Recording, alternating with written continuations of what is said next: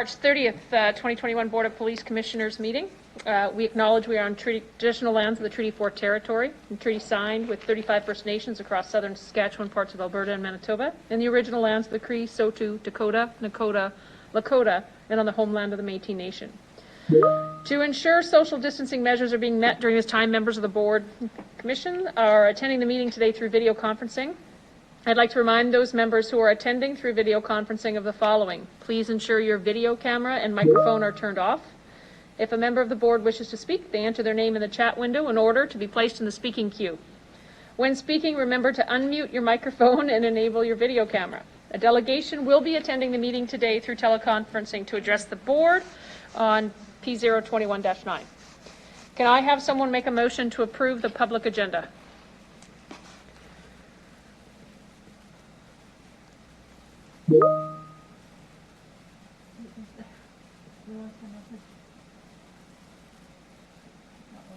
If you could just turn on your microphone to move the agenda, that would be fantastic.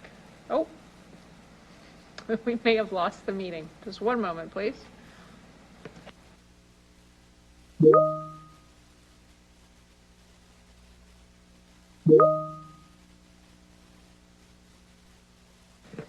I have a hand up from somebody. I'm not sure who it is.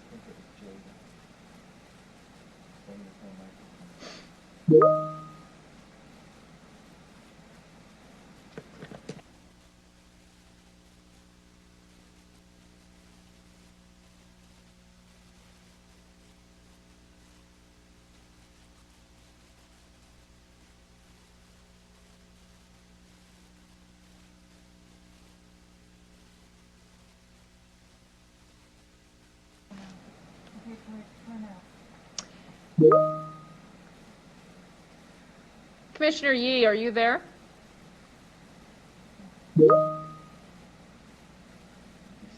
There we go. Got it. Give us a minute.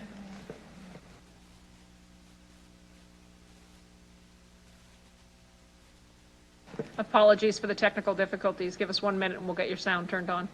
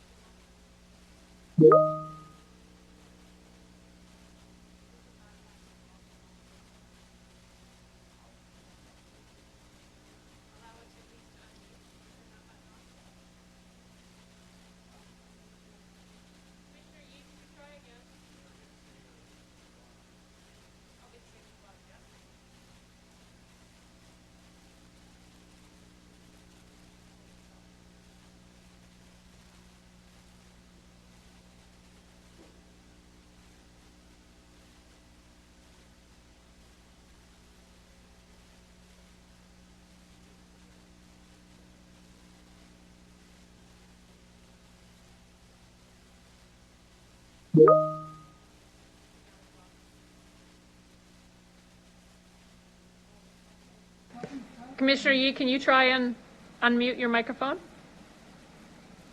Can you hear me? Yep, we can now. Thank you.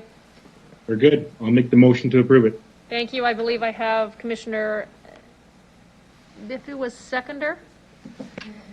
Thank you. Yes. And I got it. Any opposed?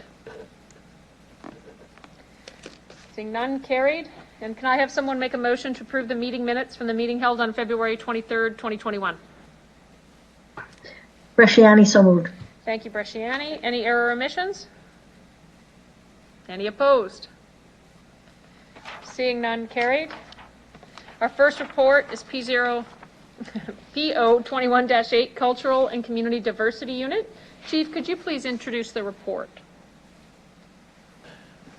Sure. Thank you very much. Good afternoon to Mayor Masters and members of our Board of Police Commissioners. Thank you for the opportunity to bring you a few different reports today that I think will help give some depth and understanding into our organization. We, on a monthly basis, like to try and feature one area within our organization that does outstanding work, and this week or this month we're featuring our Cultural and Community Diversity Unit. There's a lot of things that they do in our community and a lot of things that have had to change as a result of COVID. And so Corporal JC Winjack, who is one of the supervisors and leaders in the unit, is joining us today remotely, and Corporal Winjack is going to walk us through this report and give us a little bit of insight and in-depth look at our Cultural and Community Diversity Unit. So with that, I'll turn it over to JC.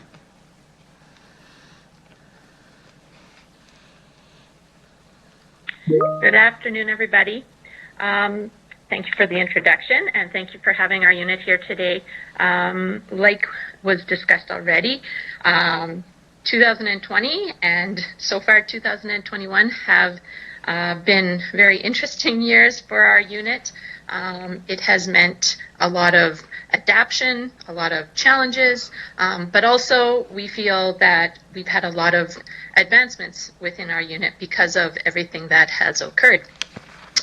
So our mandate as a unit is to develop and maintain communication between the Regina Police Service, all ethnic, religious, and diverse communities within our city and surrounding areas for the purpose of building a closer relationship.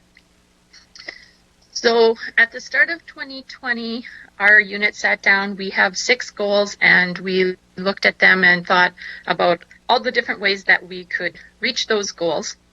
And then COVID-19 hit, and March saw 3 of us, the 3 police officers, back on the street on the front lines from March till the end of August.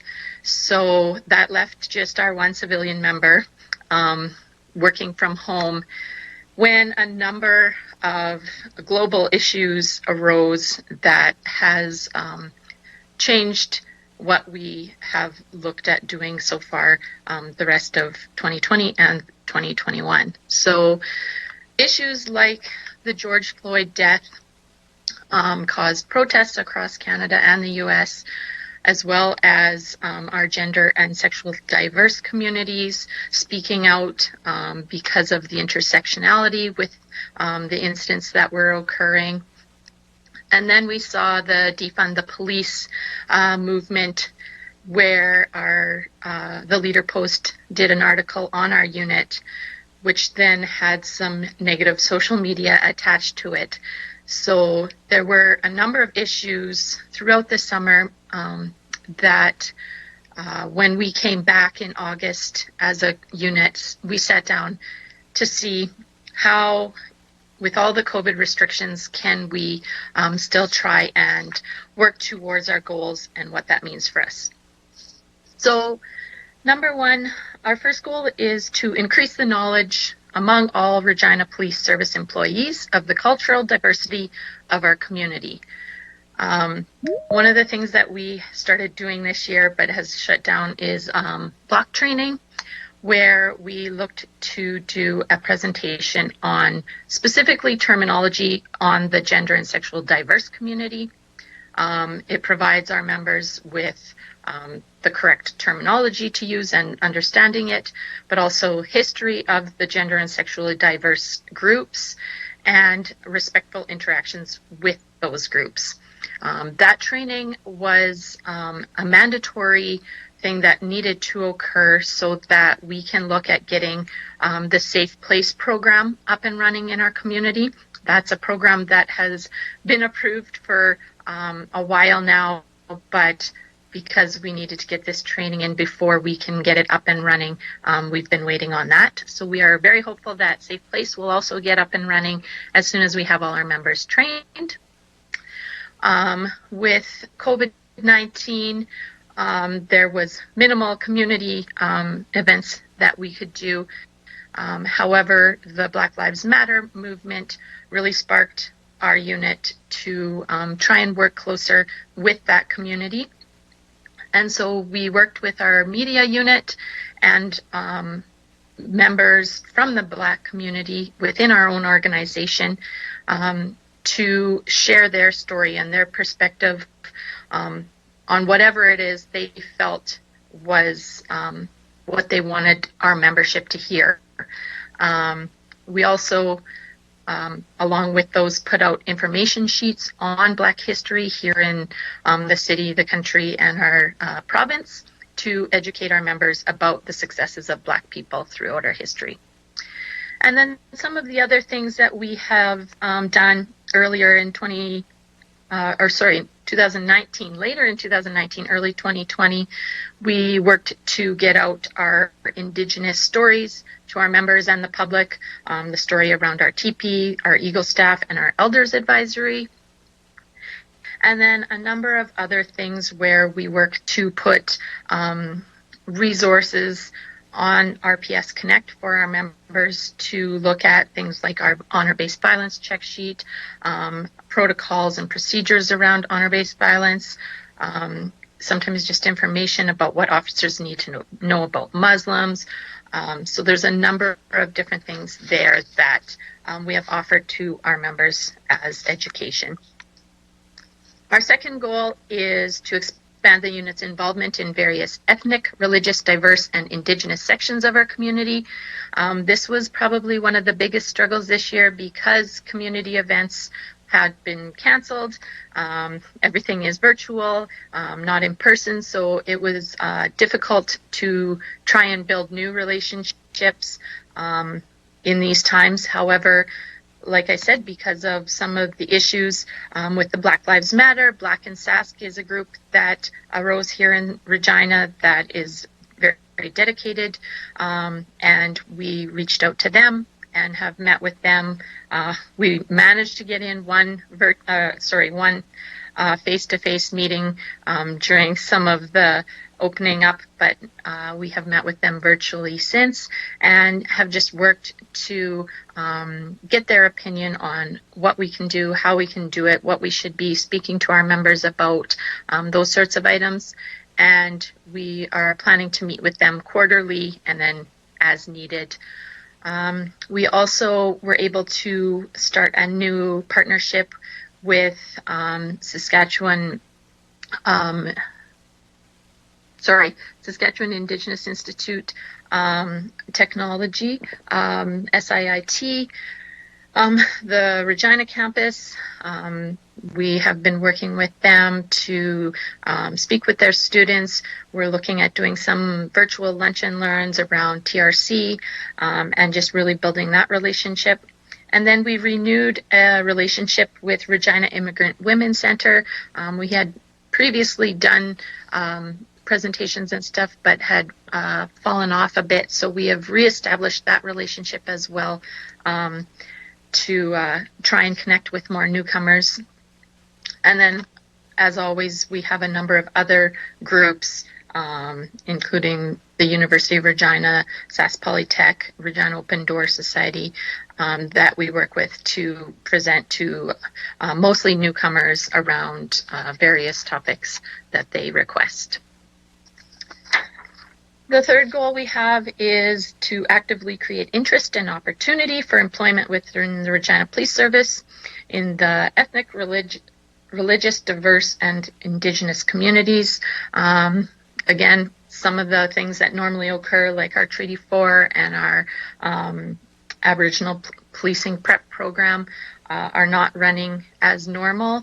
However, we did take part in a Regina Open Door Society community fair where we did a virtual presentation around policing in Regina and general information, but also the requirements to become a police officer and what that process looks like.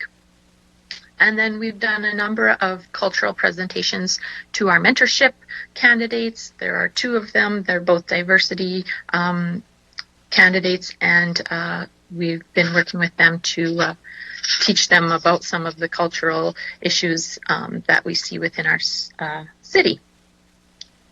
Our fourth goal is to supply general police information to the community. This year would have marked our 15th RPS round dance. Obviously, because of restrictions, that was not able to happen. But we did decide that we would take that round dance budget money and use it to purchase food items to be donated to the community throughout the month of February, which would be in line with what the round dance represents to us. Each week we donated items to the Warming Place, the Heritage Community, the Community Fridge, and the Indigenous Métis Christian Fellowship.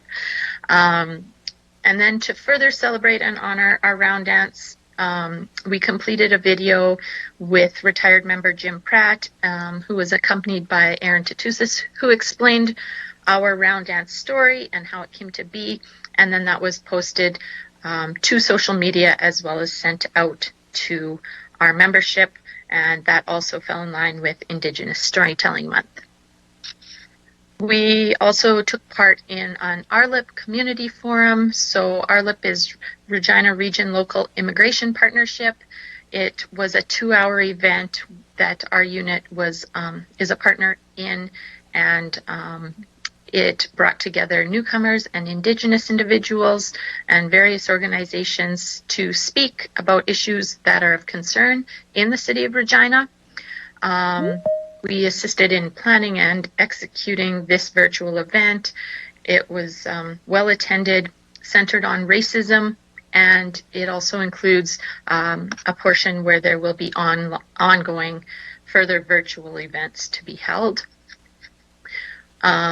We did an Ask Cultural Day with our media unit and learned that a lot of our engagement came from Instagram. So we have added 2 social media platforms. We already had Twitter, but we added Instagram and Facebook to try and reach more people around what our unit is doing and promoting various cultures within the city. We also teamed up with Black and Sask, and they provided us with a number of promotional stand-up items to place in the front desk of our police station for Black History Month for the public to see as well. Our 5th goal is to continue involvement with ethnic, religious, diverse, and Indigenous youth to encourage a positive image of the Regina Police Service. Our unit has plans to expand our cadet program to all the inner city schools. However, because of COVID, we have not been able to run that program, but when it is up and going again, it will look much larger and target all of our inner city schools. We also work with the Scott Police Academy. We do the drill with them, as well as sitting in on various policing conversations to help provide some more insight to them. We do presentations with Regina Open Door Youth Group as well. And then we work again with SAIT, U of R, and Polytech, as well as our Aboriginal Policing Prep Program and Treaty 4. Our last goal is to work with community partners on building an inclusive police service. Right now, our unit, along with our human resources section, are in the preliminary stages of developing an internal inclusion group that will try and determine how to better serve and support all members of our organization. Our unit, along with Saskatoon Police Service Cultural Unit, started a Saskatchewan Cultural Unit group where all police agencies within Saskatchewan have representation, and we meet quarterly to work on various issues that all of us are dealing with and assist each other on initiatives and provincial issues. Saskatoon and Regina are the only police services that have an actual cultural unit, so a lot of the smaller agencies are very happy to have our support and work with us because they're usually in a community role and doing a number of various issues. So it's been really good communication between all of the municipal agencies as well as the RCMP and File Hills. Again, we've worked with Black and Sask. That's a new partnership, and we'll meet with them quarterly or as needed. We have worked with our gender and sexual diverse community over the last year and a bit, specifically on our detention area and policy around that to be more inclusive and supportive of that group, as well as changing our internal forms so that they can identify as whichever gender they choose rather than being forced into male-female. And then we changed the public bathroom sign so it is more inclusive as well. And then lastly, we work with our Indigenous community, specifically our Elders Advisory Group, to adjust policies like our detention policy around cultural items, which was recently changed. And then we also take part in our RPS TRC committee to try and see how we can support and reconcile with the Indigenous community. So to wrap up,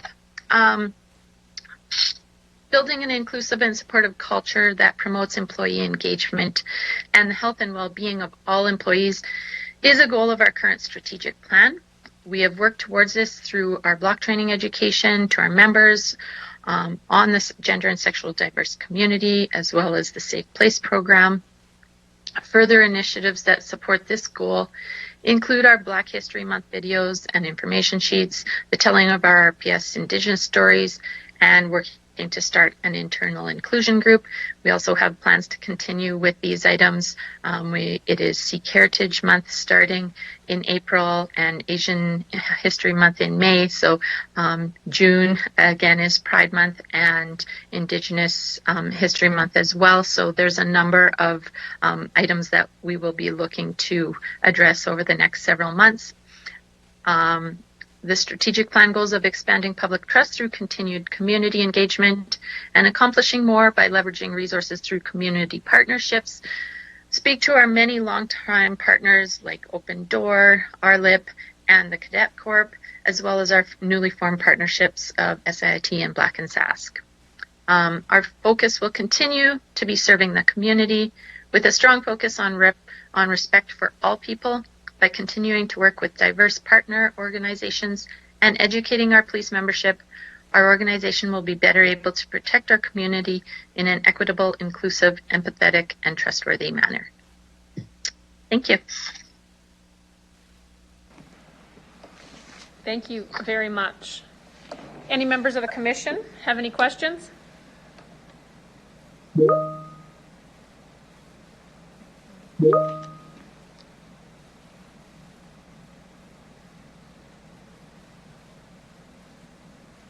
Thank you.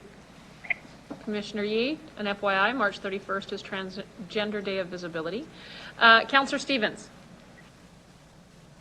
Thank you. This was incredibly helpful. Thank you so much, JC. I was wondering if perhaps you could expand on the Safe Place initiative. I understood that this historically had an intention of also not only involving training, but there would be actual places in the city that would be designated and recognized as safe for the sexually diverse community.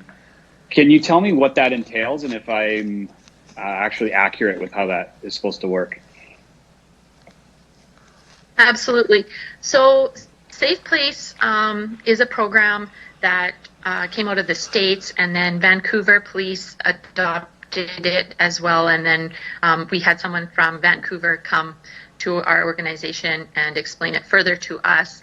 But essentially it is like a block parent program. That's the best way I can explain it. So what happens is businesses that are, they make a pledge essentially to be respectful and inclusive, and that their business is a safe place for anybody to come. So if there happened to be someone from the gender and sexual diverse community that felt unsafe, say walking downtown, they would see a sticker, a safe place sticker on a business, say on their door or in their window, and would know that that is a place that they can go to call police and stay and not be further victimized. So what has to happen is the business has to take this pledge and ensure that all of their employees are trained on exactly what that looks like as far as keeping that person safe. It doesn't mean that they are in any way acting as a police officer. It's that they are not going to further allow that person to, I guess, come to harm in the sense of discrimination based on their gender identity or whatever that may be.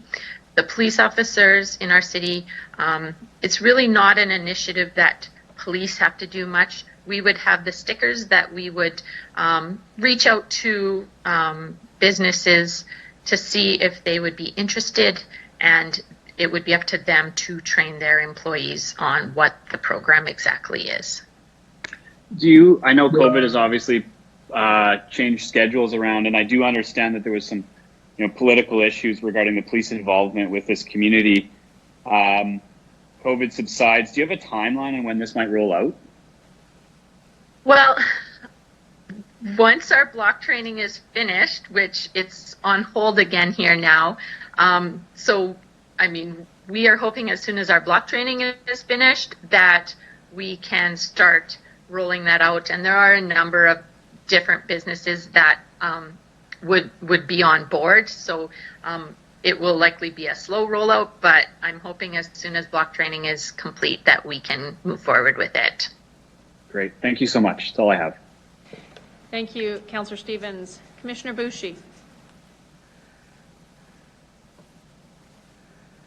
Thank you, Mayor. I just wanted to see, Mayor, my hand is actually up electronically. Do you want us to write our names on the chat? Or can you see our hands when it's raised with the reaction button? This is just a question for everyone. Thank you. Thank you for that presentation. I think again I want to give a shout out to you, your team, as well as our PS for all of the information and work that they've done, especially during Black History Month, and I hope that it will continue on as well. I have a few questions as well as some comments, and I'm sure you're aware of, again, the growing encounters of racism towards Asian people, and I mean we've had an incident as well at Costco as well. So if you want to touch on again your units again branching out or maybe reaching out to Asian communities in Regina or anywhere else in Saskatchewan, and how have you try to include that demographic into your program or the community-based work that you do. And you had made mention of advancements in your units. So I'm wondering what are those advancements, what do they look like? And if you can share as well, or do you want me to stop and then you respond, because I have about 2 more questions, or do you want me to just continue on and then you answer at the end? I'll start with that. How about that? Okay, good.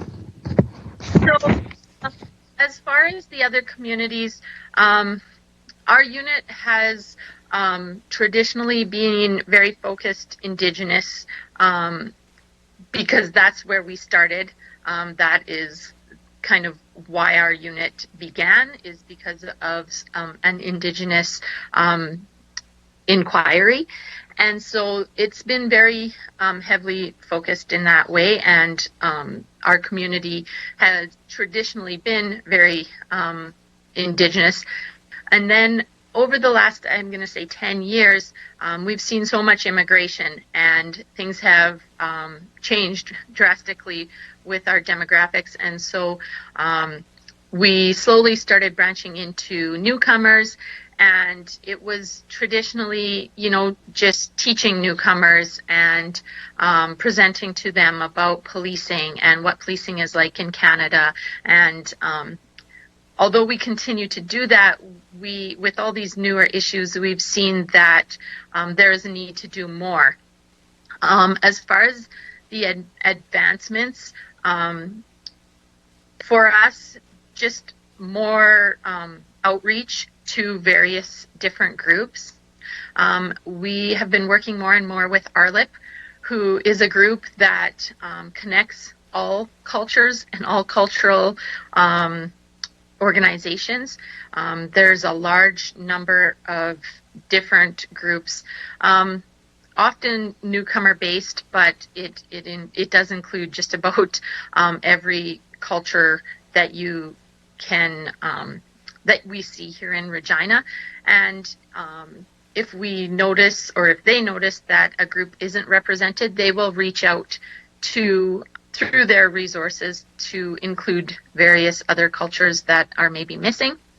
They also have representation from the Immigrant Advisory Table, which often brings up lots of issues within the community, like the ones you're talking about, as far as whether it's Asians, Muslim women, those sorts of issues, that this is what's happening in the community. And we, as our unit, sit on those committees, and hopefully through things like that, we hear from various groups and work with them to try and address those issues.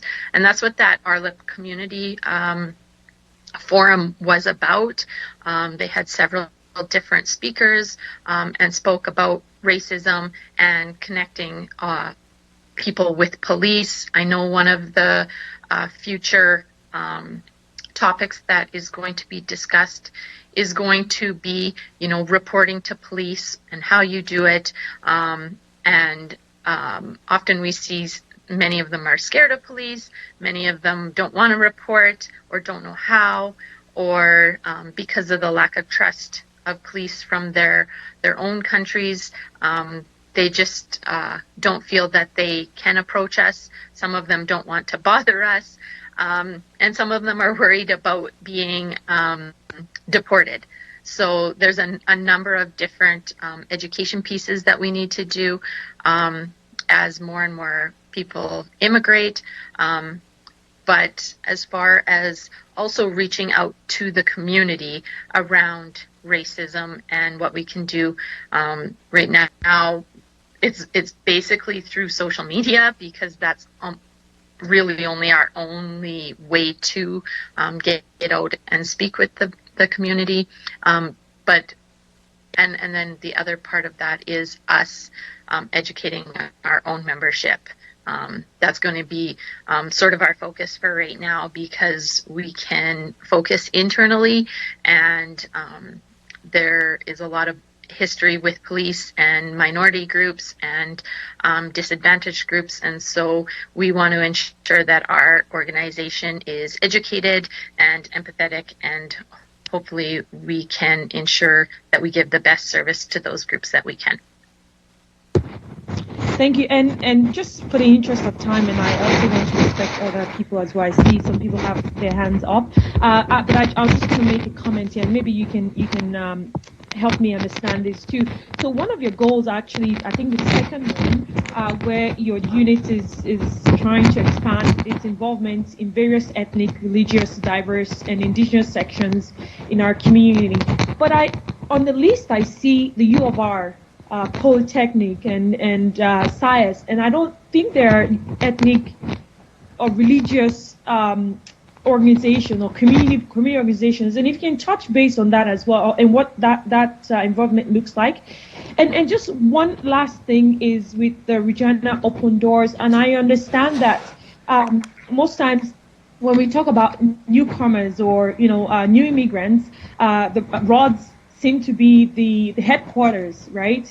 However, I want to stress though that immigrants come through various routes in streams, immigration streams. And in fact, if they have family members in Canada, they're less likely to use rods. They're more likely, because they have that, community connections already. They have people here, family members here. And so have you tried to reach out to actual community organizations, the Nigerian community organization, Rwandan community organization, Somalian community? There's a whole lot of them here, but I don't see them on your list. So I'm wondering what's the arrangement like? And I think that's all I have. Sure. So as far as U of R and Polytech and those institutes, we work with their link classes. So they are like English classes for immigrants, usually higher level. We also have a group, Student Life, which involves with international students sometimes that are here studying and learning. So it's more based around, it's similar to Open Door, but it's through those organizations that are offering classes to newcomers as well. So that's the link there. As far as community organizations, we don't necessarily, we've tried reaching out to a few, and often we don't get a response. And we've talked to both RLIP and the Immigrant Advisory Table, because they often have a lot better understanding of what's going on in the community because they hear about those things. So we rely on them to kind of keep us in the know. And what they're saying the same thing. What they find is they struggle to connect with those community organizations. They said often it's because those are ran by people that are very busy with jobs of their own, so they might not answer an email for weeks sometimes. So I think that is definitely an area that we, along with some of our partners, need to address, because you are right, Open Door it reaches a small portion of, say, newcomers that are coming, but there are a number of other groups that we need to reach out to. I know one of the members with RLIP is or had been involved with the school board, and I think that also needs to be considered as far as how we better reach students there that are maybe struggling, and we can, I guess that is definitely a focus that we know we have to look towards. I'm just not sure in this time exactly how we're going to get there, other than just trying through email and through the partners that we have. Thank you. I'll just add in, because I think perhaps there was a bit of a glitch at the offset of the meeting. If a member of the board wishes to speak, they enter their name in the chat window in order to be placed in the speaking queue. I had said that at the outset, but I feel like perhaps that wasn't heard. Chief Bray, did you want to add any answers to? Sure. I'm just going to make it very quick because I know we've got other topics here to go through, but two things that Commissioner Bushi asked. One was around enhancements and advancements of the unit. I want to give our Cultural and Community Diversity Unit props for the work that they've done on inclusive work within the organization. So we've really done a lot of focused effort over the last short while on EDI within our organization. And as we know, equity and diversity is only as good as how inclusive the organization that's involved is.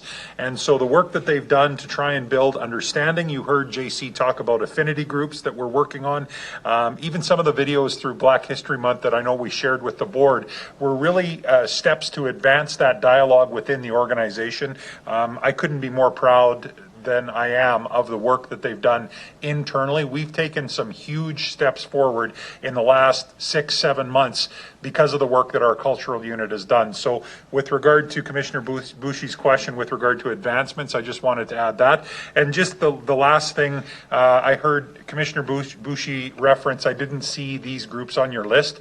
Trust me, the list is infinite. I mean, the list is long. We work with a lot of groups. The Somalian immigrants that came to our community a few years ago, many of us were out there in jeans and t-shirts, handing out water, shaking hands, welcoming them, and building those relationships. So in a short presentation that was supposed to be 10 minutes long, it's impossible to list. I think JC really tried to highlight some of the new relationships that we've worked on, but those relationships in many cases, even if it's informal, is something that we do work on and we have worked on for years. Thank you. Seeing no further questions, I'm just going to give you a second. I believe I'm on delay. Is Councillor Bresciani's hand up there? Well, I'm not sure if it was previous. Councillor Bresciani, did you have something to say, or you just? No, I believe that was when we were locked them out. Okay, seeing no further questions, could I get a motion to receive and file the report? So moved, Andrew. Thank you, Councillor Stevens. Councillor Paul, second.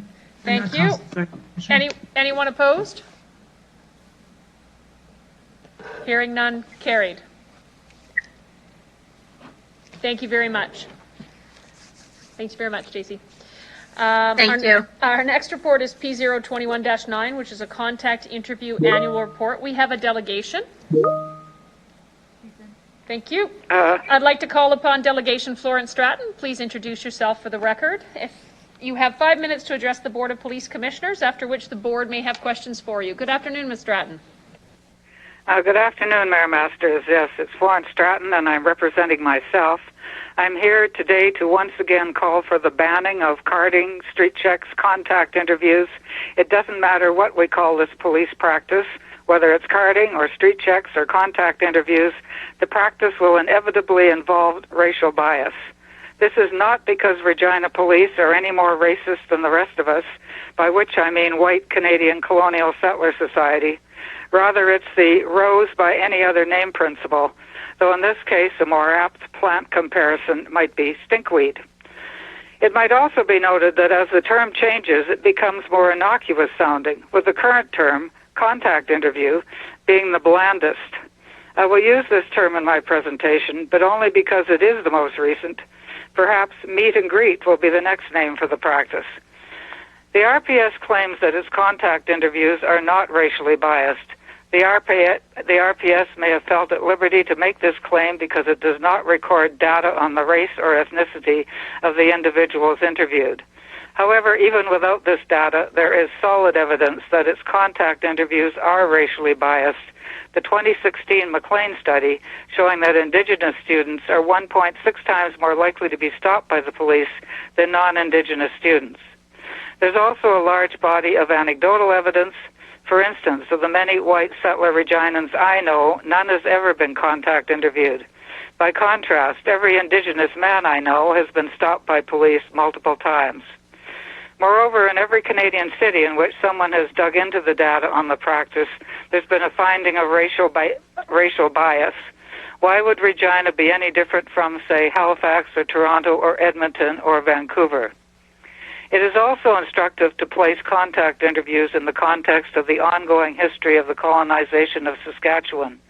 In 1885, a pass system was introduced by the Canadian government under the leadership of John A. Macdonald. It required First Nations to get written permission from an Indian agent when they wanted to leave their reserve.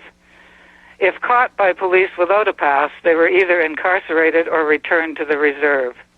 The purpose of the pass system was to control the movement of Indigenous peoples in the Northwest Territories, which included present-day Saskatchewan, to keep them confined to their reserves and out of white settler towns and cities. Fast forward to today. According to the Saskatchewan Police Commission's 2018 contact interview policy, the circumstances under which a contact interview can appropriately be conducted include, quote, there is no apparent reason for the subject's presence in a particular area. What does no apparent reason for the subject's presence in a particular area mean? Might it mean walking while Indigenous in my mainly white settler neighborhood?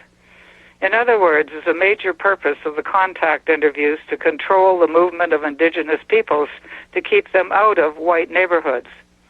The parallels with the past system are striking. Both target the same group, Indigenous peoples. Both employ the same strategy, spatial containment. Both are at base apartheid policies.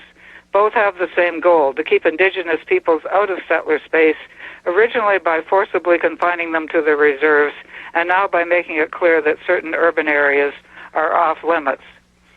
The past system lasted for nearly 60 years. It was never legal because it violated First Nations treaty rights to travel freely.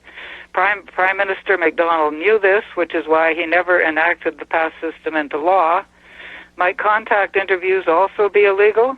After all, they deny Indigenous peoples the basic freedom of mobility that every white settler Canadian takes for granted. Back in 1893, Lawrence Herchmer, Commissioner of the Northwest Mounted Police, ordered members of the force to stop enforcing the pass system because it was illegal. He was quickly overruled. The Board of Police Commissioners, along with the RPS, might follow the lead of Lawrence Herchmer and ban contact interviews in Regina. Regina could also follow the good example of Nova Scotia's current Minister of Justice, who in 2019 banned street checks after a judge ruled that they interfere with individual liberty. Thank you for your time. Thank you, Ms. Stratton. Does anyone from the Commission have a question for the delegate? Councillor Andrews. Thank you. Florence, I have a question about some of the stats here. You want the process banned. You suggest it is part of a racialized policing motive. But in 2020, there's only been 16 contact interviews overall. What can we deduce from such a small number about the motives, other than what's listed here in the report? Yes, that was a question I would like to ask Chief Bray. I mean, the number went down from 37 to 16. Why did it go down? And might it go up to 200 next year? I mean, I have no idea. I think it needs to be banned so it's not happening at all. But I would be interested to know why the number 16. Thank you. So maybe to follow up with regards to motive, one of the criteria here is person's actions, behavior, demeanor, race, concern as to purpose. Is it your claim there that if an officer were to deem someone acting suspicious, they should have no right to stop or ask them questions? Well, that sounds very subjective to me. A person's actions, behavior, demeanor, raise concern as to purpose? I don't know. I mean, it seems to me that it would be very easy for racial bias to slip in there. What is, well, yes, that's what I have to say on that one. Okay, so another question. You talk about the parallels here with the pass system, which means controlling people's mobility. Section 3F makes it clear that if someone were to be stopped under this policy and said, no, I don't want to talk to you, they have their right to just simply move on. And there's no legal right to constrain or to restrict their mobility. Can you comment on that? Yes, well, I guess I'd be interested to know whether the police inform every individual they stop that is their right. But probably more importantly, there's the huge power difference between the police and the person being stopped. Many people would not be free to say, no, I'm not going to tell you that. And actually, when Simon Moccasin a few years ago did say he wasn't going to tell them, he got thrown against a car and put in handcuffs. So I'm not sure that works very well, both because of the power, well, largely because of the power difference. My final question then is, you want the practice banned. If there was reason for police to intervene or to ask people for ID and so on, or simply to converse with them, I doubt that the elimination of this policy would prevent that. Barring that, would you rather see certain demographic information collected from folks who are actually involved with contact interviews? Yeah, well, my first call would definitely be for the practice to be banned. But yes, I think race data should be kept on all police interactions. I've called on the Board of Police Commissioners and the RPS to do that many times, and Chief Bray has usually said, well, it's impossible. How can I ask somebody what their race is? Other constituencies do record that kind of data, and I'm not sure why Regina can't or won't. Okay, thank you. That's all I have. Thank you, Councillor Stevens. Any other member of the commission have a question for the delegate? Seeing none, I'll thank you very much for your presentation today, Ms. Stratton, and ask that you leave the meeting. Thank you.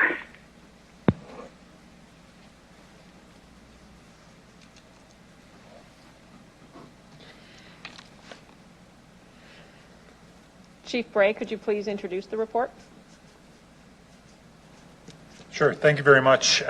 This is our now becoming an annual report on contact interviews.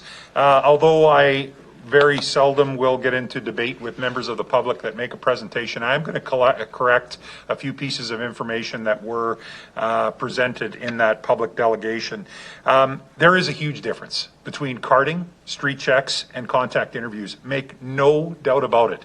Carding is the practice that the Regina Police Service, for the record, has never done, which is randomly stopping people and gathering information to put into a database for no purpose other than to have a database of people in the community. Our police service has never engaged in carding, never plans to engage in carding. What street checks or a contact interview really speaks to is police officers' ability in correct circumstances that are not done on prohibited grounds under the Charter of Rights and Freedoms to stop and interact with an individual where circumstances don't seem to be quite right. And I'm going to go into this in a little bit of detail. That is fundamental to policing. And I would say also fundamental to policing is carrying out our duties in a way that is not racially biased or motivated in a way that is prejudiced to members of our community. And we will do that. Doesn't matter if we're doing a traffic stop, handling a break and enter, or doing a contact interview. Contact interviews obviously were a big topic of conversation a few years ago, to the point that the Saskatchewan Police Commission put together a provincial policy that governed how police services would conduct themselves, and then mandated that we would then have an internal policy that would reflect their policy and would be done subsequent or hand in hand with training for our police officers. So we've included with the report a copy of our policy here, which was adopted in 2019. This is the second annual report on contact interviews that we've provided to the Board of Police Commissioners and to the public. I won't go into great detail, but really it talks about what is not considered a contact interview. And so you'll see the points under discussion there. Point A is normal social interaction or general conversation with the public where there's no cause for concern. It's not about an investigation. It's not about the welfare of the person. It's literally rolling up and saying hello to someone who's shoveling their sidewalk, some kids that might have a lemonade stand, interacting with people that are out walking their dog, whatever the case may be. It's just that day-to-day conversation, and that happens thousands of times a week in our community. A contact interview is also not contact initiated by a member who's working in an undercover capacity. That would be considered in the execution of their investigative duties, and so that is not covered under this policy.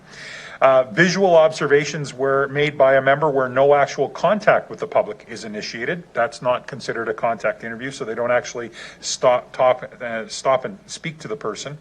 Circumstances in which investigative detention is authorized by law, I would say, is probably the number one situation that we find ourselves in. So we get dispatched last night to a report of a person who had kicked in a garage in an area of the city. The person fled the scene and was wearing dark colored pants, is all that the person could see.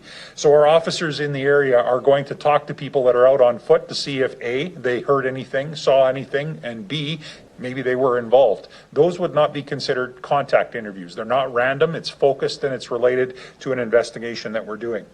And contact pursuant to specific statutory authority. So that would be you pull a vehicle over for a traffic stop. If you might be writing a ticket, that would not be considered a contact interview as well. We have attached here a copy of our policy as well. I guess with regard to the question, as you see, Appendix A is the actual report. That's what we're mandated to give the Saskatchewan Police Commission every year. So it's very basic what they're wanting to know. How many people did we talk to? How many people agreed to speak with us or declined to speak with us? And then a bit of a breakdown as to the reason why. The question was asked, why is the number lower? I don't think I have an answer to that. I mean, it's half or less than a little more than half of what it was the year before. I know that in 2020, as opposed to 2019, there were a lot of restrictions on people actually being out and about in the community. Could that have played a role in the reduced number? It's possible. These numbers do fluctuate across Canada, and in fact, we tried to do a bit of an analysis of how do we compare against other cities. We found it very, very tough to do, even within our province. We reached out to the Saskatoon Police Service, for example, and they had given us a number that they had, which they felt was 269 last year. So we had 16, they had 269. However, when we dug into it, they were recording some stuff a lot differently than we were. And so there's some real challenges in making sure that we're comparing apples to apples in what that looks like. But we have done an extensive amount of training with our members to help them understand a few basic principles of this policy, how it needs to be applied, what the people's rights are. That point that was brought up by the delegation around, do the public understand they don't have to speak to police? That was part of the extensive public education that we had done off the start, and it's definitely education that we provide to our members. If I just look at our policy for a second on contact interviews, I do want to point out in Section 3 procedure, the 3 areas, circumstances which should be considered and which may give rise to a concern, which would include but are not limited to, and there's 3 areas listed there. Again, the delegation today have raised some concern around the phrase, there's no apparent reason for the subject's presence in a particular area.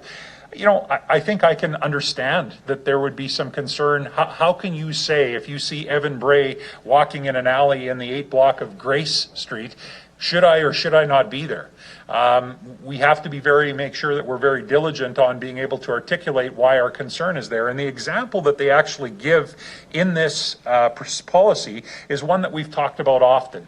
It's not necessarily about someone in a residential area who may or may not fit there. It's about an area of the city where at midnight there should be probably very few people in the industrial area. And yet we see someone who's looking in compounds, wearing a backpack, and we've had compound break-and-enters in that area over the last few weeks. That's probably someone who our officers are going to stop and chat with. And you know what? I want them to. I expect that those officers are going to get out of their car and she's going to have a conversation with the person, whether it's male or female, and find out what's going on tonight, where are you headed, what are you up to? No different than if you look at points 2 and 3, their actions or behaviors could raise a concern. We have lots of people right now in our community that are suffering from serious addiction problems. And it is quite easy when you see someone walking down the street, whether or not they're under the influence of maybe it was a substance that could potentially be harmful to them.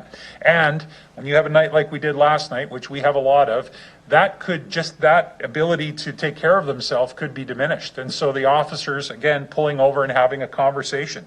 Maybe the subject is appearing to be lost or confused, is laying down on the side of the road, and that's causing concern. So yeah, they're not investigating a call. But boy, I'll tell you, I expect the officers in those cases are going to proactively get out of their vehicle and have a conversation with that member of the public. So there's, again, a long list of things here that basically the contact interview may not be conducted solely on the subject's color, religion, age, gender. The list is quite extensive there. And again, that's part of the extensive training that we do. So this is reporting that we do on an annual basis. It's mandated reporting that we give to the Saskatchewan Police Commission. And finally, with regard to the comments around collection of race-based data, I have not ever said it's impossible to do. What I have said is I think we need to make sure that we're consistent in how we do it and that we're doing it in a way that isn't further victimizing or marginalizing of people. And so are we going to be asking people to self-identify? I certainly do not want to get in a case where we're asking our officers to eyeball it and to make an assumption based on what they see, that is definitely not an accurate way to do it. So race-based data collection is a big topic that is happening nationally right now. CCJS is working on potentially standing up a bit of a procedure and direction for police agencies across Canada on how we can gather race-based data when we're talking about people who are either victims or subjects of an investigation. This isn't necessarily about these contact interviews, but I think even the direction that could come from that will be very helpful to help police understand how we can do this in a way that's consistent with the Charter of Rights and Freedoms and make sure that it's consistent with other police agencies as well. So I'll leave my comments there for now, and I'm happy to answer any questions that the board might have. Any member of the boards have any questions regarding this report? Seeing none, could I get a motion to receive and file? Councillor Stevens. Great, thank you. So I guess I just have a follow-up question in terms of the data collection. It does seem like it's very low considering how much officers are patrolling the city. So just for clarity, as an example, when I was on a ride-along, middle of the night, we saw a gentleman who was face down on the sidewalk, really slippery. We stopped, picked him up. We asked him his name. We put him in the back, and we drove him home. There was no criminal offense. There was no problem. Arguably saved his life from freezing to death or having a very painful night. Would that have been a contact interview and required to be logged as such? Thanks for the question. I think it probably would in my understanding of it, but where we have to, so let's say we didn't drive the gentleman home, and this is where it kind of gets into maybe the weeds a little bit, but if we find an individual's laying on the side of the road, we stop to have a talk, this individual, we're not sure what's wrong, we call EMS and this individual's transported to the hospital, that actually becomes a bit of an investigation. It's not just stopping to check, oh, you're fine, Kate, we're going to carry on. It actually involves a little bit more police work. And so basically, and this is not hard and fast, but if the police are going to put a report in on something, it likely is not a contact interview. So if it's a case where they're going to be giving a member, simply giving them a ride home, or there isn't any need for an actual report to go in, chances are that would be listed as a contact interview. Contact interviews often aren't collecting names, addresses, that sort of information. It's really about talking with an individual to the point that we're satisfied that they're either okay or that there isn't anything that requires further police action, if that makes sense. Yeah, I guess to follow up, it sounds like the contact interviews are themselves a miscellaneous category of interaction with the public. Even though it's broken down here, it seems like there's no report, there's no criminal offense. This whole process seems to be a miscellaneous category of police interaction with the public governed by a standalone policy. Is that fairly accurate? Yeah, I think it probably is. I think what's happened is we've, I say this respectfully, but I think we've really overthunk this. I think we've really, like if someone were to say to me, and perhaps I'm stepping outside of the conversation that we're having right now, Chief, prove to me that your officers, they write 30,000 traffic tickets a year. Prove to me they're not doing it based on race or marginalizing a certain group of people. Well, then we would have to start making sure that we're in recording the interactions, that we're articulating reasons down, when the reality is policing in general needs to be done free of racial bias, free of racism, free of prejudice. And so I think what this is for years been a normal part of policing. This is part of keeping our community safe, whether it's helping someone who potentially needs help or checking into a situation that just doesn't quite feel right.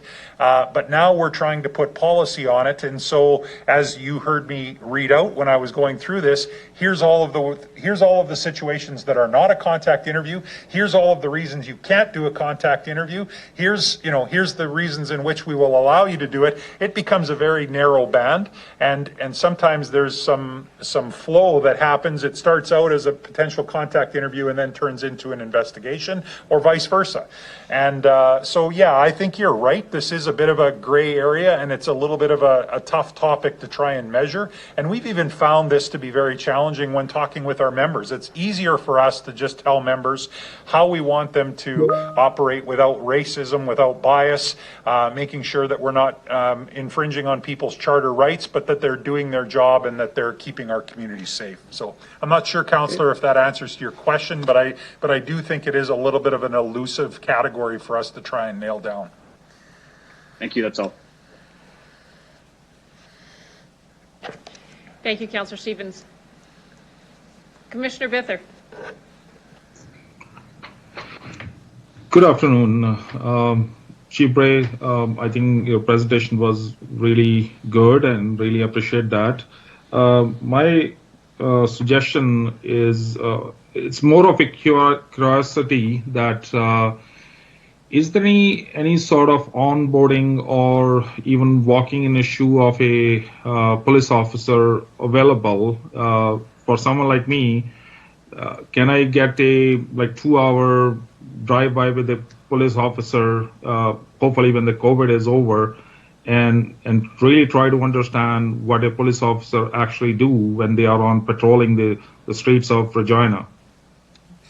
Yeah, thank you for the question, and I certainly will give an exuberant answer to all of our board members that I would love you to come out on a ride-along with us. We'll take you for 12 hours, Commissioner Bither, not 2, unless you only want to go for 2, but I know Councillor Stevens has been out on them. Commissioner Yee has been out on ride-alongs, and I think there's some real value. You just heard Councillor Stevens refer to an actual situation that occurred when he was out on a ride-along. So yeah, absolutely we will. And I think that would also give our members of our board the opportunity to interact with frontline members so that they can articulate to you what their understanding of contact interviews are, at what time would they engage in a contact interview, or just any general questions that you might have. I think it's very healthy. So yeah, we're gladly interested in setting that up once the coronavirus settles down a little bit. Perfect. Thank you. Thank you, Commissioner. I'll take your suggestion, Commissioner Yee. Seeing no further comments or questions, could I get a motion to receive and or file the report? I'll make a motion. Thank you. Anyone opposed? Seeing none, thank you. Warrant Strategy 2020 year-end analysis. Chief, could you please? Thank you. I'm not going to give too much of an introduction to this. Inspector Jeff Wagner is joining us today. Inspector Wagner will be presenting this, and this is really our commitment that was made years ago to the Board of Police Commissioners and our community to spend diligent effort to try and stay on top of the ever-growing number of warrants in our community. And it's been a real overarching strategy that includes our frontline patrol officers in many areas of our police service. So this is part of a big job that Inspector Wagner has, and he'll walk us through this report. I'll turn it over to Jeff. Good afternoon, Mayor Masters, members of the board, Councillor Stevens and Councillor Bresciani. I'm going to give you guys just provide you with an executive summary regarding our 2020 year-end analysis regarding our warrant strategy. The vision of the Regina Police Service is working together to keep Regina safe. To help realize this vision, a warrant strategy is in place to help address current outstanding warrants and any future warrants that Regina Police Service may receive. One of our goals of our strategic plan is to enhance community safety through effective policing, and the number of warrants added and removed is a performance indicator of this goal.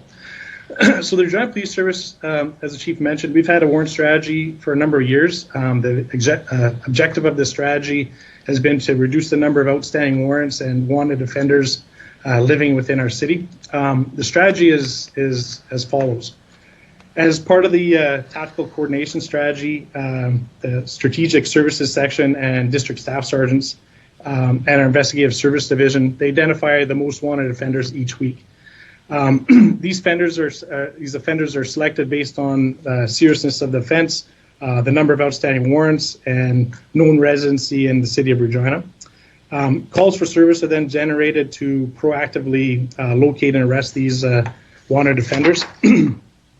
When resources permit, officers who are on our light duties detail, they conduct callbacks to wanted subjects that are warrants for like Traffic Safety Act, City Bylaw, Prevention Statute categories, and they provide them with information on the status of the warrant and solutions to deal with it.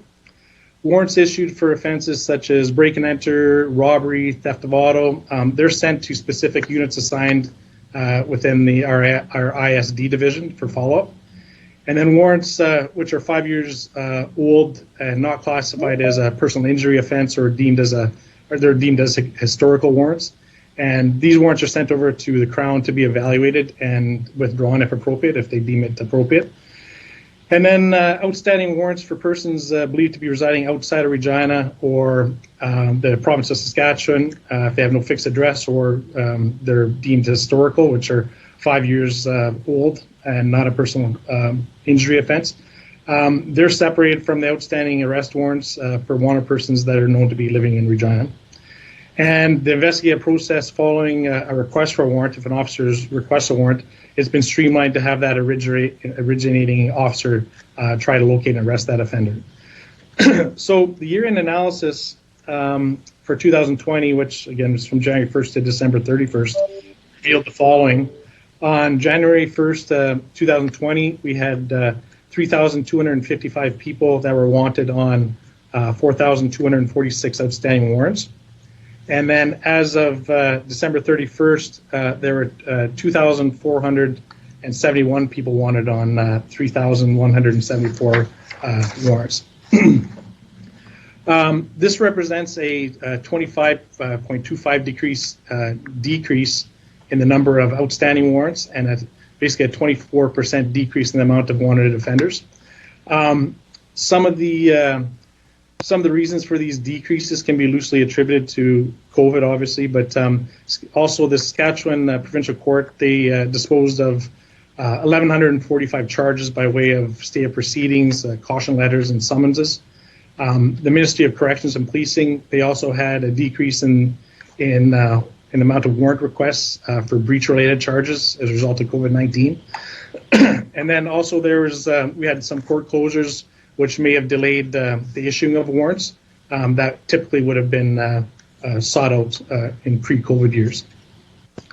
So as of December 31st, 2020, of those people wanted on criminal code warrants, 62% are currently believed to have no fixed address, have moved out of the province or live outside the city and or classified as historical.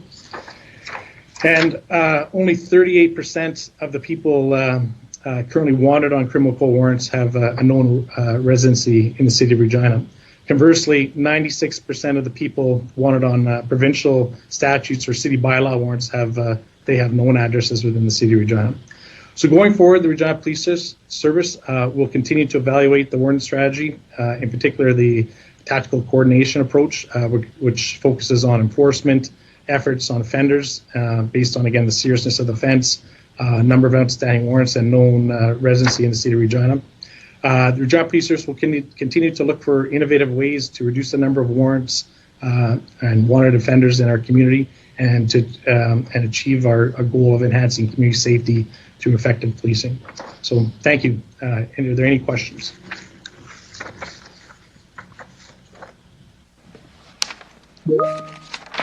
Thank you, Inspector Wagner. Councillor Bresciani, I believe, has a question for you. Thank you, Madam Mayor. So thank you for the report.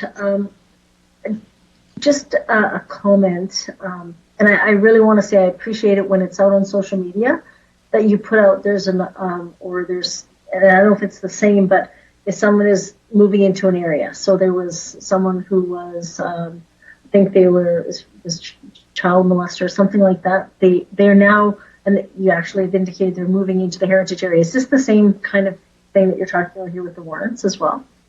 Through the chair? No, that'd be more of a public advisory involving a person that of high risk that's moving into a community. Okay. Yeah. Okay, so different on that. Okay. Okay, no, I just appreciate that, but good, that's all I have. Thank you. Any other questions from the commission? I have one for you, Inspector Wagner. Chief said that there was a growing number of warrants in our community. Why would that be? Is that just relative to crime being committed?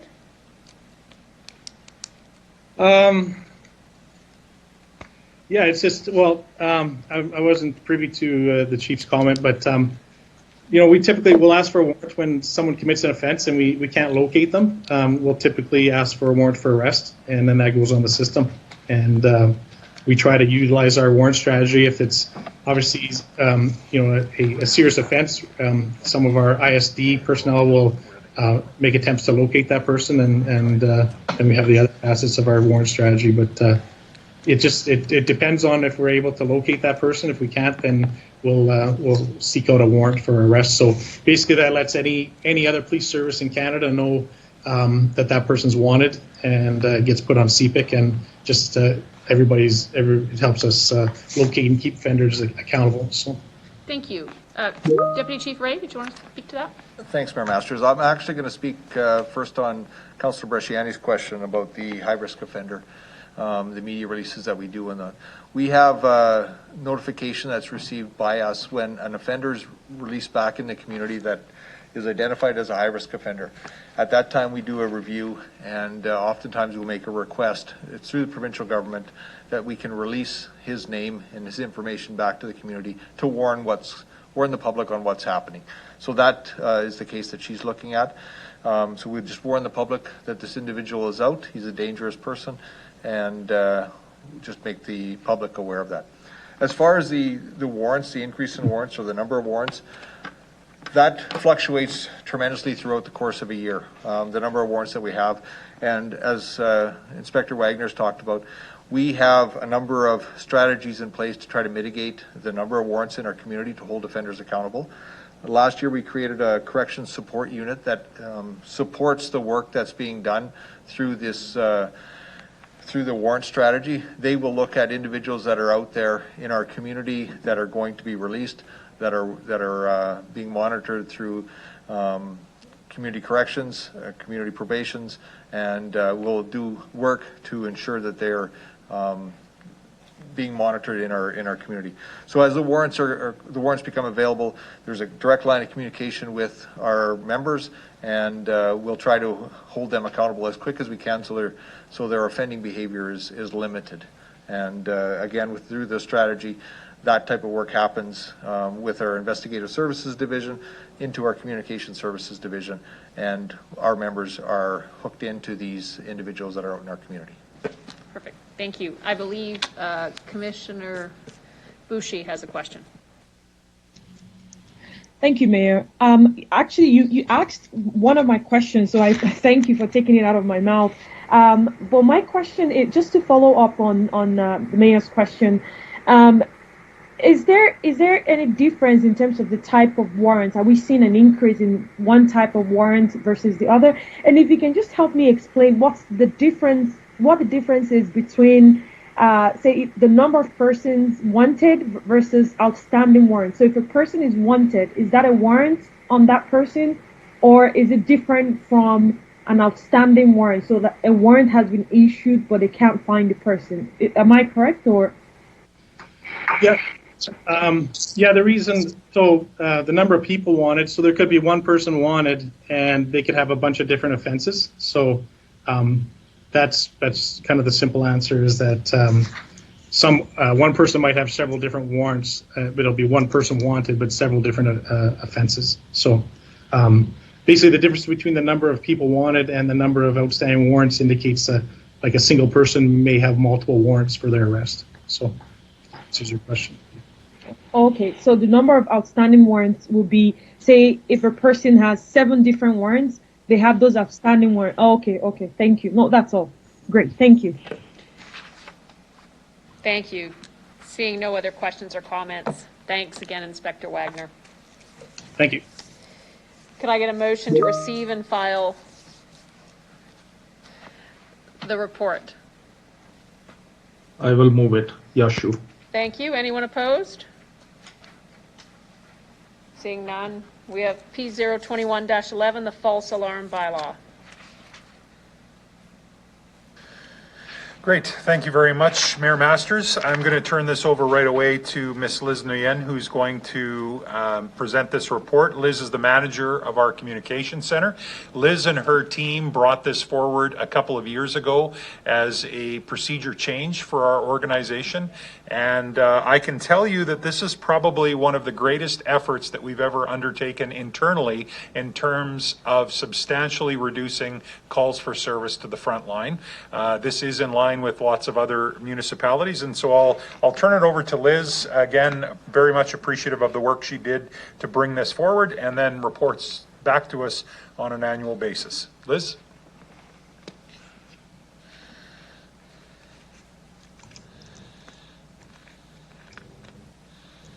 Good afternoon, Mayor Masters, councillors, and commissioners. As Chief Bray has mentioned, my name is Elizabeth Nguyen, and I'm the 911 Communications Manager for the Regina Police Service, and I also have responsibility over the Alarm Coordinator's Office as well.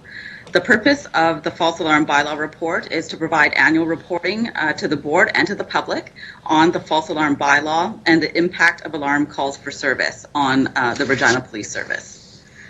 So the false alarm bylaw was implemented in 2004, and it contains a mandatory registration clause for alarmed premises and financial penalties for the third and fourth false alarms.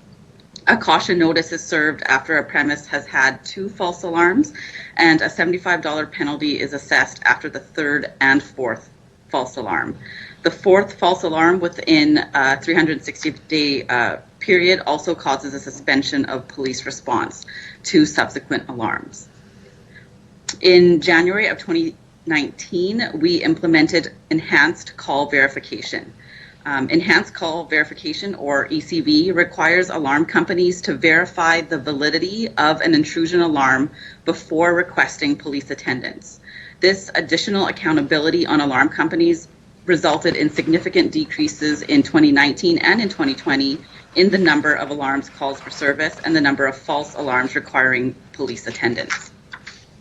In the slides that you have in front of you, there's a slide titled Enhanced Call Verification that contains examples of calls that police will and will not attend to after the implementation of ECV. For example, on the left-hand side, you'll see that police will attend to all hold-up and panic alarms, will attend when a homeowner requests that we attend based on their need. We'll attend to liquor stores, any situations where there's known firearms or ammunition or explosives at the premise, glass break alarms, domestic violence alarms. And on the right-hand side are some examples of situations that we will not attend. For example, we will not attend if an alarm company has not attempted to contact the premise or the homeowner or the key holder. We won't attend alarms for businesses that are currently open or that will open within 30 minutes. And we won't attend if the alarm company manages to get a key holder on site and they know the passcode to their alarm. At the end of 2020, there were 25,602 registered alarm permits in the city of Regina. The number of alarm sites registered as of the end of the year last year was 126 less than the previous year. In 2017, RPS issued written requests to alarm companies to review their permits that are on the alarm database and to delete any outdated permits. The Regina Police Service also reprogrammed the database to inhibit alarm companies from adding a new permit to an address that already contains a permit. This project was substantially completed in 2018, and site reviews are ongoing to ensure that the permits remain current and our database remains current as well.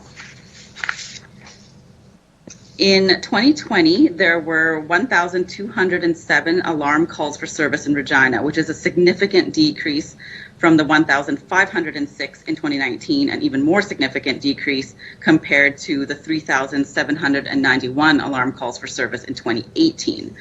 Of the total alarm calls for service in 2020, 1,112 of them, or 92.4% of them, were false alarms. As Chief Bray mentioned, this has resulted in a significant decrease in the workload for our patrol. To put it into a different perspective, in 2018, we were attending about 10 alarm calls for service per day, and 98% of them would have been false. In 2019, we're attending about 4 alarm calls for service per day, with 95.9% of them being false. And in 2020, we're averaging about 3 alarm calls for service per day, with only 92% of them being false. On your next slide, canceled dispatch requests. A dispatch request call for service is canceled by the alarm company when they determine police are not required. And of the 1,207 calls for service that we received in 2020, 18.6 of them were canceled by the alarm company before we attended. And finally, in 2020, 214 alarms calls for service resulted in billing charges of $19,700 under the bylaw. That concludes my presentation, and I'll take any questions now. Wow, thank you. Any of the commission have any questions for Ms. Nguyen?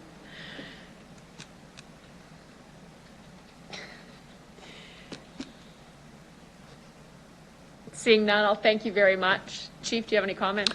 I don't. I'll just echo, we're very appreciative. This clearly has an impact on our frontline officers. If they're not going to what was at the time 98% false alarm calls, we're better served responding to other calls in the community. So this was an important piece of work that was done. Liz and her team did an outstanding job.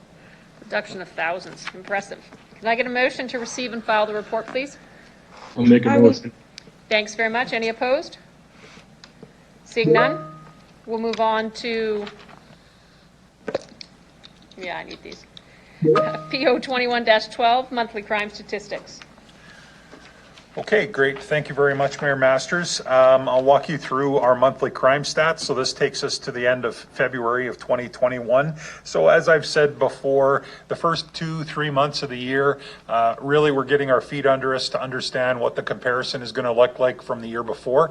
And so when we're dealing with small numbers in some categories, don't be too alarmed by a high percentage of change. If you had 4 incidents one year and you've only had 2 this year, that could show like an incredible decrease, which really, I mean, when we're talking about victimization, any decrease is positive, but the percentage could be high just based on the fact that we're still early in the year and we don't always have a good understanding of numbers. So that being said, crimes against the property is reflecting a decrease so far of 33.7%, and that's pretty much across all categories. Theft under is down 42.9, mischiefs are down 24.9, and our theft of auto rates have only decreased marginally by 3.6, but you will remember last year we saw almost a 50% decrease in stolen autos. So being able to keep pace with where we're at last year or even being marginally below that, that's a good start to the year, and we're quite happy to see that. Crimes against the person are also showing a decrease to start the year. We're at 21.2% decrease. Robberies, which is a constant problem for us, is they're down about 50%. Again, it's early in the year, but that's 24 incidents that make up that 50% decrease. And again, when you're talking about serious crimes against the person like a robbery, we're quite happy that 24 people were not victimized by a violent robbery or call of that nature. So that's fairly positive. Overall, the Regina Police Service is down about 31.2% in terms of a decrease when we combine those two categories. If you flip to the back of the stats package, as we've improved our stats package and reporting this year for our Board of Police Commissioners, we've got a couple of dashboards there. One is drug overdoses in Regina. This continues to be a big pressure point for us. As you can see, I won't read through all of the numbers there, but it shows you how many occurrences we have.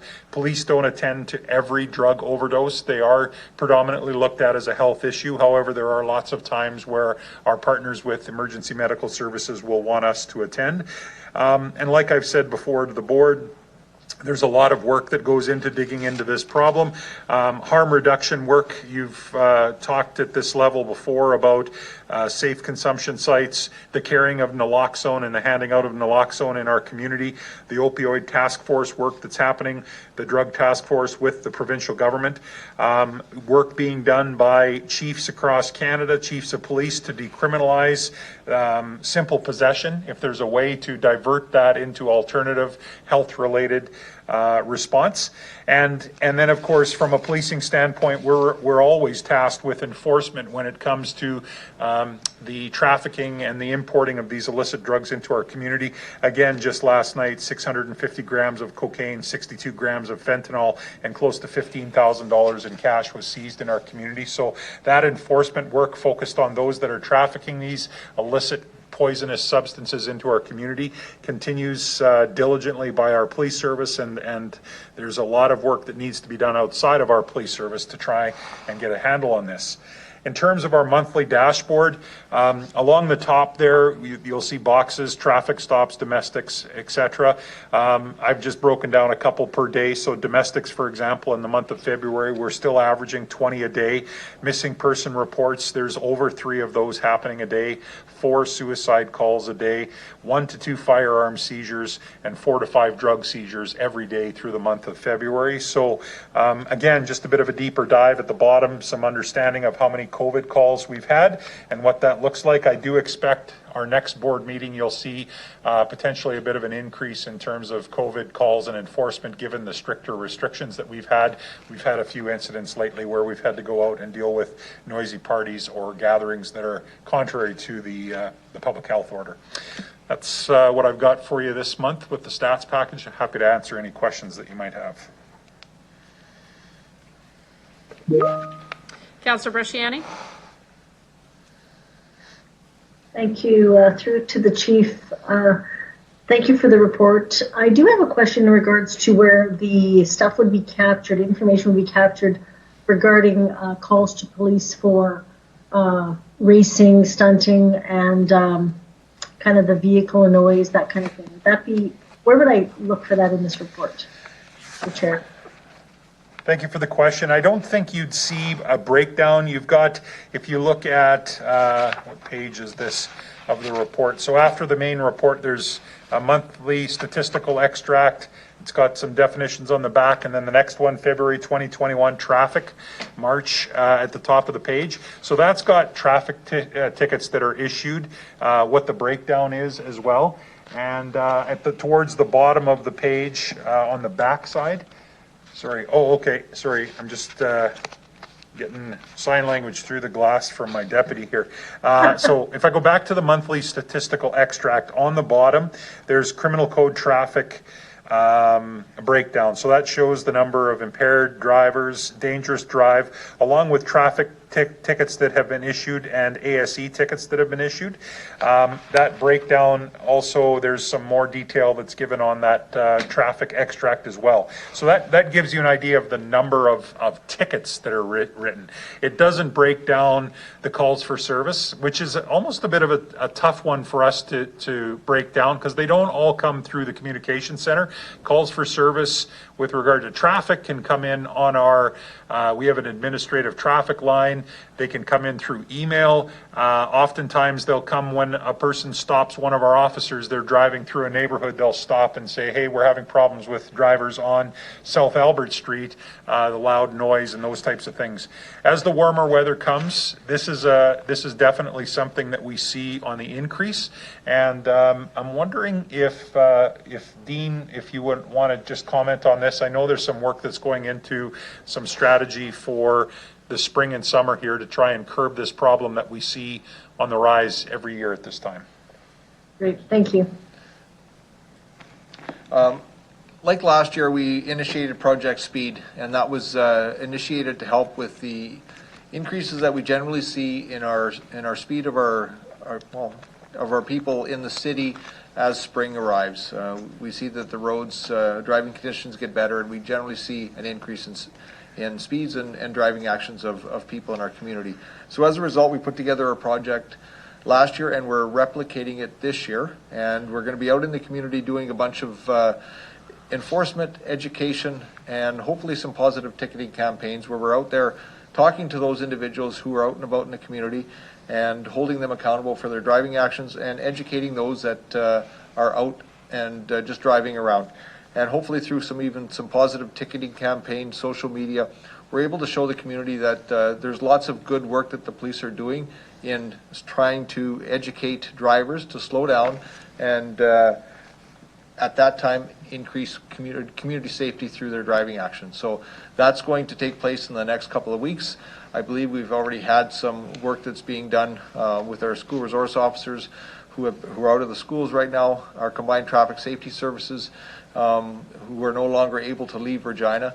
So they're helping out, as well as their traffic section. So there's lots of work that's going on in the next few weeks, and you'll see more and more coming through our social media venues just to show the community that we're out and about, and we're very much aware of those increasing tendencies in the spring. Great. Thank you for that. I know that all residents will be very happy to hear that. Thank you. That's all I have. Thank you, Councillor Bresciani. Councillor Stevens, I apologize. I leapfrogged over you. No worries. Can't thank you guys enough for the dashboards. It's amazing. And it's getting a lot of pickup on social media, so I really appreciate it. One question about definitions in the dashboard. I think I missed this with the presentation. Domestic calls. Is that domestic disputes or just miscellaneous calls to domestic residents for any number of issues? So yeah, thanks for the question. It would be tied to domestic conflict. So it's not always a violent offense, but it also wouldn't be just saying anytime we're called to a house, it's a domestic situation. So these are domestic conflict calls. So there's some sort of argument, there's some sort of tension, may not result in a criminal charge against someone, but it's more than just, a suspicious person in the backyard. That would be classified different. So it's truly related to the intimate relationship, the familial relationship, and some conflict that has occurred in the family.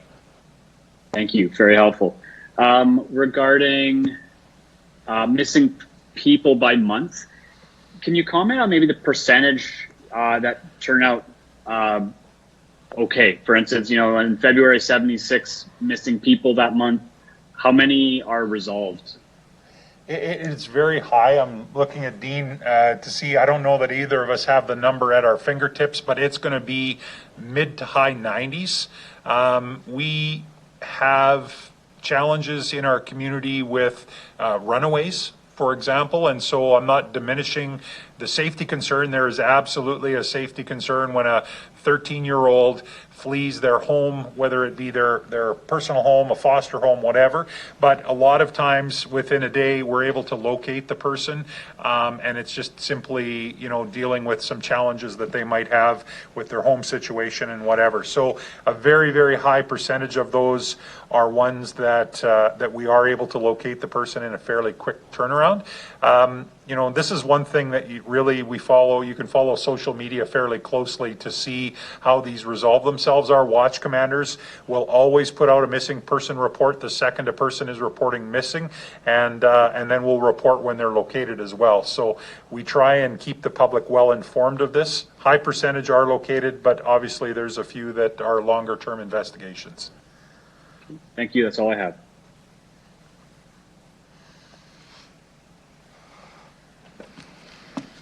Thank you. Seeing no other questions, can I get a motion to receive and file? Bresciani. Thank you, Councillor Bresciani. Anyone opposed? Seeing none, we're going to take what I will say is a 10-minute break, although brace yourself for 15. We'll take a 10-minute break in between public and private, and we'll reconvene. Well, you're going to be on the line. 15 minutes. How about 3:50? There's 12 minutes.